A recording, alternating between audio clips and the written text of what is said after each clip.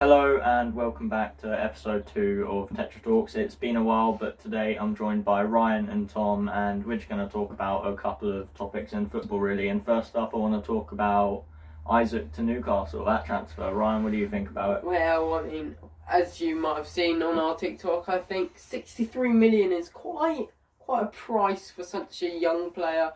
He's definitely going to live up to that billing, but I think he's got the potential to do it. What about you, Tom? I mean, for me, I don't think with Newcastle the money isn't really the problem, is it? It's. He's going to be a good player. I think he'll probably adapt to the Premier League. I mean, it'll take him a few matches to get used to it, but I think it'll be a very good signing. He's a big physical player. He's good on the ball as well for someone of his height, so he will fit to the Premier League quite well, I think. And I've seen people actually think he might be the next sort of Aguero, because, City obviously signed him quite young, had him for years. People think they'll do a similar thing. Aguero was attacking merchant. I wouldn't really want to be an Aguero's type of player. Well, that's what you think, but he did score goals, and that's what Newcastle are signing him for, so if they get that, I think they'll be more than happy. Have Wilson up front, so being an improvement on him, unless they play both of them. But it could work together, they could complement each other. But the next bit of news, I think the most recent as we're filming this, Scott Parker getting sacked by Bournemouth.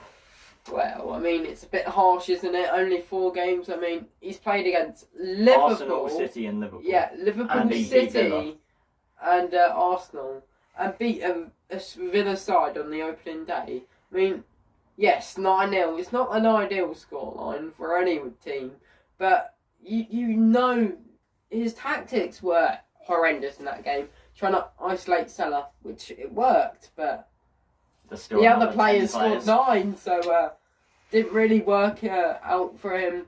But I think they needed to have a bit more faith that he could recuperate his players and get them back to that winning way as they started the season. I mean, I think it's more about, I think the owners need to back him a little bit more to get some. Because I think they've got some players in. I don't know. I know they've got a Sensei. I think it was. I don't know. Centre back or something.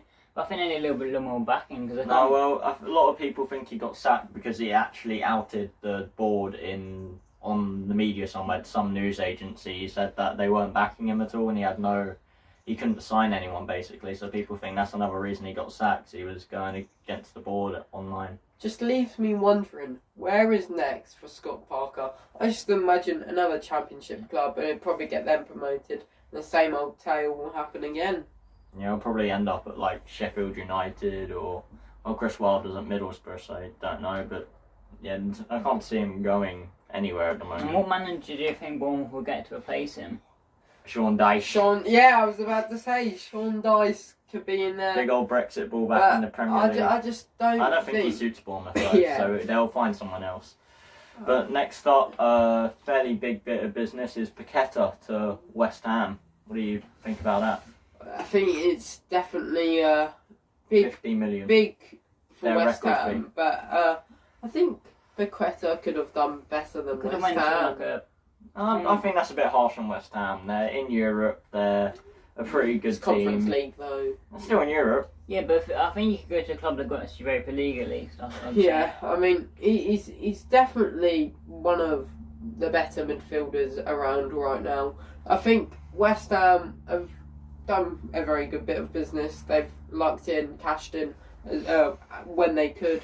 And I think that he could really help them push for Europa League this season. Well, I've already said this, but I think that pretty much every club in the Prem should have been after him, really. He's a very good player, and if he was open to moving to the Prem, then I think pretty much every club that could afford him should have been after him.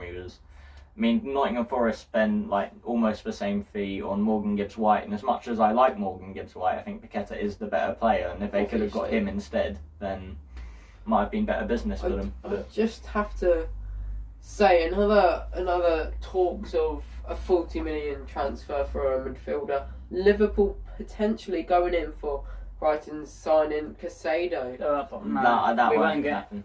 That won't. Because we won't accept that. Definitely not for 40 million. I don't think that's way too overpriced. I don't think we'll put him up. Overpriced. We'll put him up on here. Overpriced. He's only played a handful of Premier League games. Yeah, but you wouldn't. Brighton on 10 points right now. How many are you on? Well, that's not relevant though, is it? it is quite relevant. It's really not. Why would he leave such a good side like Brighton to go to Liverpool? You're just trying to be a wind-up merchant. Even if he's worth less to you, but the player is going to be worth more to us because we don't have as good of a squad in that kind of They way. already sold Basuma. Their plan was to play Caicedo. They're not going to sell him as well. Say the deal somehow comes off, would you be happy with a Caicedo? And do you reckon he gets to start? I think most Liverpool fans would be disappointed because the whole thing is we've been after Bellingham for ages, and I think Bellingham is just a better player. I think even that's going to have to be next window. And I think they're about a similar age, but he's a lot better. Do you reckon it happens in the January window, the Bellingham, or the next Dortmund summer? aren't going to sell probably their best player for next season in January, so no, they're not. You don't sell your best players in January. But what's next? Anthony to United for 100 million. That is a lot. I think he's a very good player, but it's just a whopping transfer. It's a lot. It's very overpriced. I just love all the memes and things saying like on TikTok where it's Anthony dribbling around his own box when they're 2-0 down in the last minute. I mean, that is what he is, to be fair. He's a Brazilian talent, and he's got quite a lot of skills. I wouldn't put 100 million down for him though. Yeah. I just think it's quite unrealistic. I just think it's another case of a Harry Maguire for United overspending. I mean, he could turn out to be one of the best players in the Prem. So he might end up paying it off eventually. But I think for me, he might be a fairly good Brazilian samba flair player, good dribbler, obviously. Probably better than Elanga to play on the wing if that's what they're going for, the fast, direct attacking players. And I think overall though, it kind of reeks of desperation from United. Definitely. They didn't need to splash 100 million on him because they could have waited for another transfer window. Because Ajax were obviously going to make him worth so much because they've sold so many of their star players already. So they're obviously going to overprice him. I do have to say, it's another one of like the Richarlison players. He's got a lot of skill. Big ego as well. Big ego. But can he prove it? And I think he's definitely obviously better than Richarlison. But I just don't think 100 million's... He's not worth it. I think everyone can agree 100 million is definitely too much for him. Too desperate at this point. They needed a winger, but also, like I previously said, you can get another Brazilian attacking player like Paqueta for half of that as well, who I'd argue is better. He's definitely proved it more playing for Lyon in Champions League sometimes. Yeah, but Paqueta's more of a cam than a winger. Because they need someone to replace Elanga, because I don't really think he's good enough to play in a Man United team. I think even United fans have admitted Elanga's just there because they've got no one else, and he should probably have a loan move somewhere. Form last season. Rashford's been playing with him, but that brings me on to another topic. Rashford's been playing up front instead of the main man CR7. Do you reckon he'll leave the club? I don't think he will because no one wants him, and the reason they're playing Rashford is because he fits the system under Ten Hag. No one wants to pay for 37, 38-year-olds' wages, which would be astronomical. It could bankrupt most not giant European clubs. So. Yeah, but he only wants Champions League football, so it would obviously go to a giant club. But I think if you look at most of the big clubs in the Champions League, they've already got strikers that are prepared to play for the future as well. He doesn't fit anyone else's system really. I just think it's donkey stuff to leave him out of a United squad. I mean, he's by far their best player. I just feel that if he's on the bench, that Ten Hag, he clearly doesn't have him in his plans if he's not starting him. He should allow him to leave. Ten Hag's a long-term project. You wouldn't put a 37-year-old in your long-term project. Exactly, so let him leave the club. Go play Champions League football. I think they'd let him leave. It's just no one actually wants him. That's the problem. I'm sure someone would have. But some big clubs in the Champions League would have at least probably put a bid in. Yeah, exactly. Like Chelsea had interest. Yeah, Chelsea's the only club I think is the best move for him. I don't think he fits anywhere else at all, really. Yeah, but now we're bringing in Aubameyang, most likely. I think you'd rather bring in Ronaldo. Yeah, because Aubameyang's also quite old, so it's a bit late in the deal to go there. Go away. No one really knows what happened to that. Let's move on anyway. Fofana went to Chelsea. How much was that for in the end? 60, 70 million? Well, it's not confirmed yet. He's getting his medical. It's a medical, but we haven't agreed terms with Leicester yet. I just think his ego though is a big He does have a topic. big ego, but I think he'll get humbled at Chelsea by Tuchel. I don't think he's one to let a massive ego walk I around the think the squad. price tag is quite high as well for this one. So Well, yeah. he's only 20, 21. He's proved that he's been a decent defender You in know the what? I Premier actually League. don't appreciate how many fans are saying he's not worth 50, 60 mil, 70 mil. Because he's a very good player. Yes, his ego obviously gets in the way sometimes. But that doesn't change he's a talent. And he's still 20. Well, as I was 21. saying, he's a young, He's so a young young. player. He's already looked very good in the Prem for Leicester previously, despite his injuries as well, which might make him a bit of a worse player than he was originally after a long-term injury. But I think in a back three, I think his biggest criticism is sometimes he can fall asleep in a back two. But in a back three, he'll have players to cover him. I think he will shine in the Chelsea back three. No offence to Leicester, but they're struggling right now. And I think a Chelsea side can really take his game to another level. Yeah. Because we've seen with other players that have struggled at smaller clubs, just gone to a bigger club, and then they've elevated. Like Richarlison already, he's looking quite much of a better player than when he did at Everton But it is last year. helpful with better players around you as well. But what you said about Leicester struggling, that will move me on to the next point of this video. The fact that Leicester are definitely struggling. They're losing players. They're not signing anyone. Don't know if the board just aren't backing Rodgers or anything. Or To be fair, they're not signing anyone new, but they got Vardy till 2024 I think they now. got Madison. Did he sign a deal or not? I'm not sure about too that. sure. But Madison's been linked to leave anyway, so I mean, I doubt he'll sign a new contract if he's going to leave. yeah. But I just think Tielemans, he's probably going to... He's gonna. I think leave. He might leave. He won't renew his contract now. He's wanted to leave for so long, so Madison's he'll leave at the probably end of gonna next season leave. anyway. Madison's going to leave. You've got Danny Ward in goal. You know it's trouble if you've got Danny Ward in goal. I think with the Tielemans, I think Arsenal want him, but I think the Leicester just holding on to see if they can get a higher bid from any other club. Yeah. Really. And I don't think they want to let him leave because they're already losing players, and as far as it seems, they don't really have any backups like rumoured to them. Like they don't look like they're going to sign anyone. It's as if they don't back Rodgers at all, really. And I just... they started the season horribly as well. Yeah, I mean, I think it's gone bad from bad to worse is the saying I was trying to say. But I mean, losing against a 10-man Chelsea side looked very poor until they got a goal. You wouldn't expect them to lose to Southampton either. They were probably expected to win that game. Have they got any wins this season? I don't think they've. Do they even have a point? I think they must have drawn maybe once or twice, but they've Bottom lost. of the table, some. aren't they? They are actually even below Everton, which is worrying. Oh, bloody It's hell. not looking What's good. Everton It's done? not looking good for Leicester at the moment. Also, the fact that I think they've been quite stupid in letting Dubravka go to United on.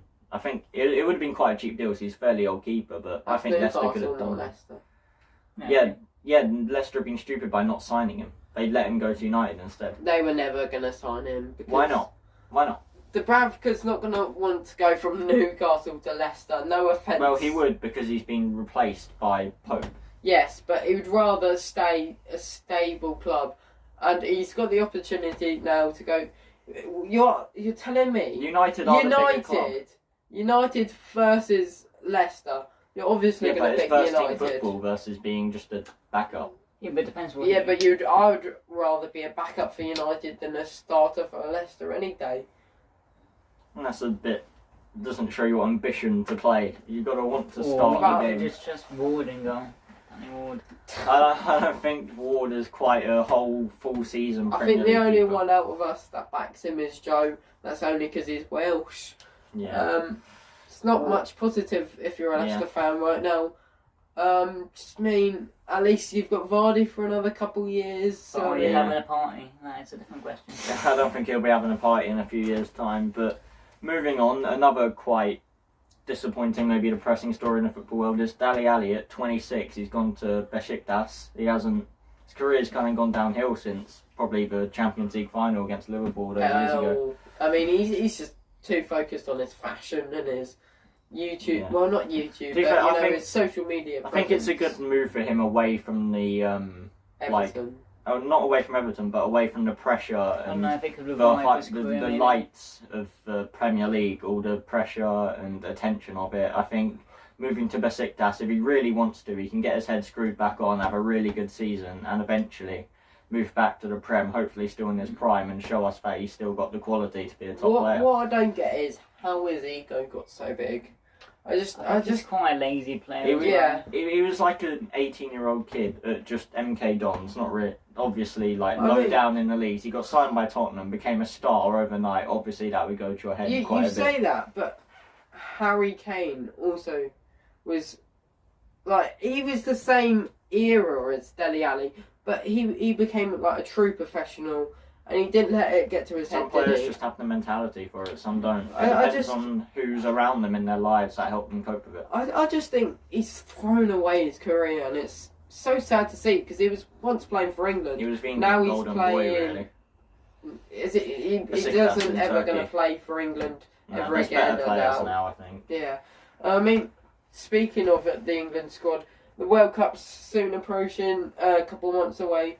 Would you want to see Maddison or James Ward-Prowse on the plane?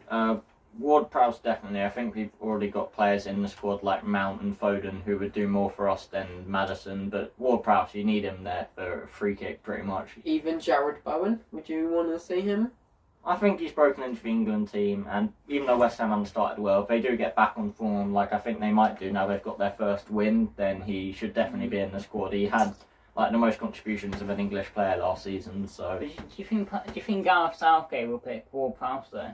I doubt he will. He doesn't seem to want to trust him, which is kind of disappointing. I'd love to watch him bang in a free kick, but you've still got Trippier for that, and he's taken some great free kicks. I think it depends how he values him without the free kicks as well. Yeah. The thing is, I think he's still a good player about it though. He's a fairly tough tackling midfielder. He's dedicated. He runs. He works about. He's similar to Henderson, and because Henderson's not the captain, I can see him replacing Henderson. I'd say he's better than Henderson. How can you even compare the two? Henderson's some really bad footballer, and James Ward-Prowse is actually a good one. So it's just quite offensive if James Ward-Prowse. I'm sorry if you are somehow watching this video. But, I mean, another thing I want to talk about is Southgate's agenda against selecting people that aren't in the top 6 of the English league. I mean, Tomori, class player, probably the best centre-back we have right now, and he doesn't pick him because he's not in the England squad. He's not in the England squad because he's not in the English league, not in a top 6 English club. Yeah, I think, Tomori should definitely get picked. He's definitely the best English centre-back on the planet, and I think he's on better form than Maguire. Stones is inconsistent. Cody's a solid centre-back, but he's not quite the world star you want for England. Mings just isn't good enough, really. There, Tyrone Mings. Yeah, it's just, I think Tomori should definitely be England's starting centre-back, and even Tammy Abraham in Serie A, he should definitely be our backup for Harry Kane. He's been brilliant for Roma so far. Have you seen the link-up between him and Pablo Dybala? It's not Pablo. Oh. Okay, sorry. Paolo Dybala. It's been so good so far. I'm sorry, I don't know his name. Do you think he is Pablo Escobar? What the hell? He's just smoking a fat suit mid-game, assisting Tammy Abraham.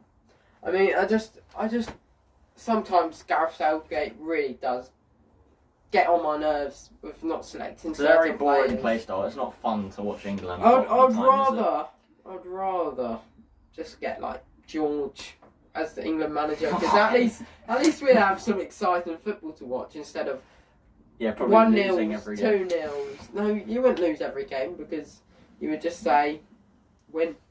Yeah, I actually do that. Yeah, is there any other transfers or anything you want to talk? Any current football news? Well, the only thing I have to say is, do you think even after their poor start to the season, Liverpool will win the Premier League? I can hope, but City look unstoppable with Haaland, so I think City will probably win it. I think Liverpool will come second. I think Liverpool will. Bloody hell. Well, you think Chelsea are probably going to come second? What normally happens is... No, I think Brighton's coming first. Because normally... City second. I don't think anyone can compete with Liverpool and City anyway. Yeah. Liverpool are the only one who actually get close to City anyway.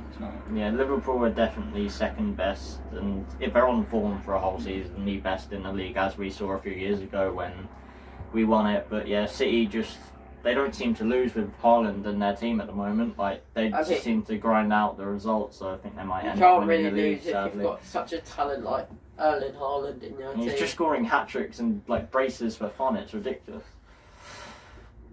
Yeah, it's not. It's what it gets paid to do, isn't it?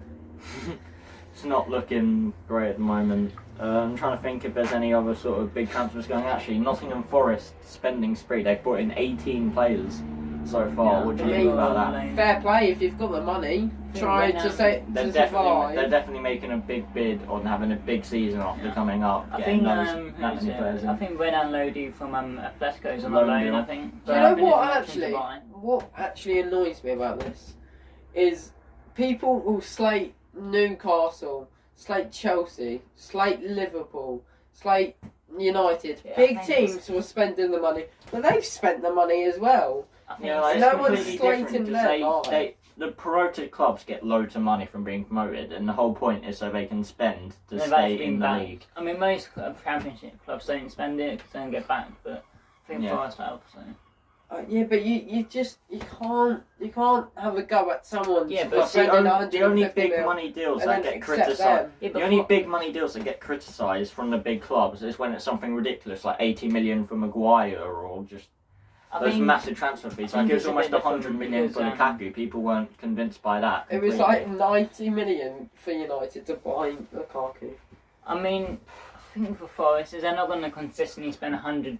They're not going to do that again until next summer. They've built a squad they want for the Premier League to stay in the Premier League for years to come and push on. You know, we'll get some few more additions, but it's not going to be like yeah, but I just think it's unfair to say one club can spend that money but one can't. Just if you've got the money and you can legally spend it within the rules, you can spend it. You can't just get angry because they're doing business and you don't like the business. It's not up to you at the end of the day. It's not your money. I don't think many people are that annoyed, Ryan. I think you're just going off like yourself. People go. I mean, Newcastle, get angry at Chelsea for spending. We bought Sterling. He scored goals, and they still won't be happy. At that? It's probably so many people. It's more the Lukaku situation because that's nice. But ridiculous. But that's a gamble. You've got to gamble sometimes in football, don't you? Yeah, but like Chelsea are arguably spending money on players we don't need. Instead of Sterling, they probably bought in Nunes for like 100 mil. Yeah, Liverpool needed an out-and-out striker, so we got one. I mean, he isn't amazing now, but he is still decently young anyway. Yeah, he's young. He's already a good player. Klopp will make him a very, very good player, and he's going to be there for like 8+ years to come as Liverpool's main striker. So. Well, that wraps up Tetra Talks for this second episode. I mean, it was quite a fun one to do this week. We had Tommy on this time. And I think it'll be me and Ryan mostly, and then we'll bring on other people when we feel like it, and hopefully try and upload these a bit more often instead of what was the first one, like 3 weeks ago. Oh yeah, but I mean, the growth of the channel is really, we're just focused on other things, and we hope to grow even more, make this our full-time jobs if you can help us. Like and subscribe, share to all your friends. Right, Ryan's having to scrap around the sofa to try and buy his slushies every day. Oh no, I actually have a full-time job, only one that does. Put it into the channel, thank you very much. Will do. Yeah, exactly. And, well, that will end the video here. And I also do want to shout out our editor. We'll leave a little screen right there. We'll get him to put it up. We'll try and shout him out every video. So he's doing some quality YouTube videos. I think he's currently editing our Premier League reactions as well. He's got his own Premier League predictions. Game week 5. Well, he can do the reactions as well. Eyes a circle, isn't it? Eyes a circle. Eyes a circle. If you look at our Premier League reactions match week 3, you'll see he commented on it. You can find his channel. We'll leave his link in the description as well. Subscribe to him as well. Make sure to subscribe to him. He's a pretty good editor and good. He's an excellent editor. A good editor. Yeah, so definitely subscribe to us as well because we need it. He needs it. I can subscribe because I need to feed the kids. No, every little helps. Thanks for watching.